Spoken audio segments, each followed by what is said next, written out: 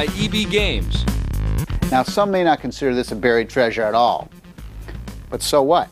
This is Shenmue from the Dreamcast. Now, everybody knows about Shenmue 2 on the Xbox, big selling game, whole thing. Remember the movie that came with, the DVD movie that came with Shenmue 2?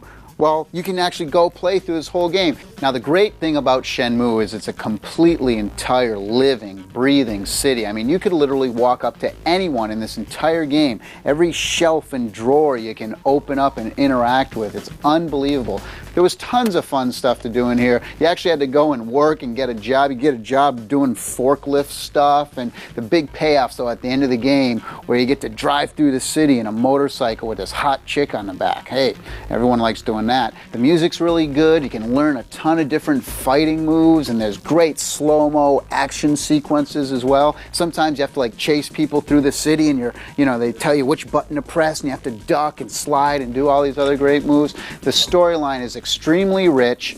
The voiceovers, but what can you do? So Shenmue for the Dreamcast. Pick it up for sure.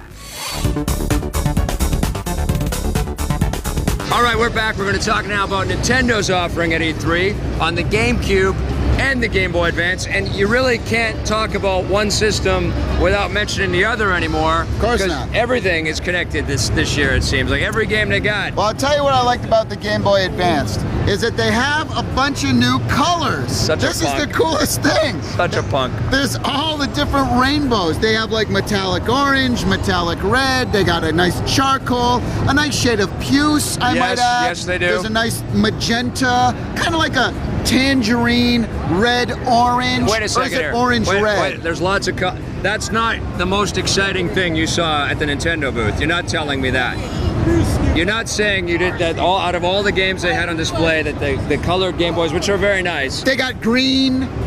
They got. What about the games? Oh, did you see the pink one? I did see the pink one. The pink one. And you know what else? What about the games? Oh, there was a new Mario game. That's right, Mario and Luigi. Mario 4, 3. It was like 3 and 4. No, it's Super Mario Advance 4, Super Mario Brothers 3. Wait, sorry. Say that title for me again. It's Super Mario Advance 4, Super Mario Brothers 3 is the name of the game.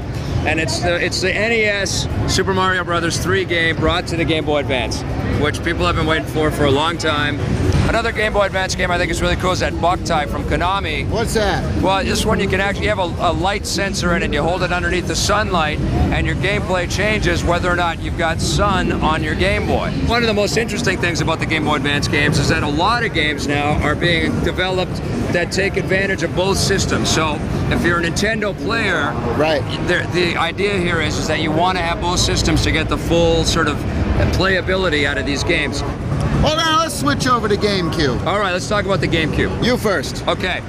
A lot of the stuff that we saw on the GameCube this year looked like either sequels or remakes of great games that we've seen before. Well, I also think that this is the year that Nintendo has just first party completely abandoned anything of any kind of adult content. I mean, everything on the system now is completely cartoony. Now some other companies, Namco has Soul Calibur 2, which looks awesome. But aside from that, everything that Nintendo first party had to offer. Wrong. Geist looks like a little bit like Perfect Dark, but it's got some sort of creepy overtones. You actually pop out of bodies and possess them and take control of bodies and work your way through this first-person shooter that way. How about Kirby's Air Ride? I liked it. I enjoyed it. Hey, don't point that at me. There. Don't point that at me. That, Kirby. I'm looking forward to Kirby's Air Ride, you sick, twisted freak. I had a lot of fun playing Mario Kart Double Dash, playing Rebel Strike, the new Star Wars game, F-Zero GX, the new Star Fox, the new Mario Golf game looks really great. Final Fantasy is on both of the Nintendo systems for the first time in a long time with Crystal Chronicles. It's a little bit strange though because you have to control your characters with the Game Boy Advance controls, not the analog stick. But it still looks great, and it's good to see Final Fantasy back on Nintendo. Okay, so here's the big question of the day. Yes. What do you give the Nintendo area, and that's including Game Boy and GameCube and everything else. What are you giving the booth? I was a bit scared after the press conference. I didn't see the big stellar massive title, but after playing these games and checking out the booth, I had a good time. 8 out of 10. For me, for my taste, I'm giving the Nintendo area a 6 this year.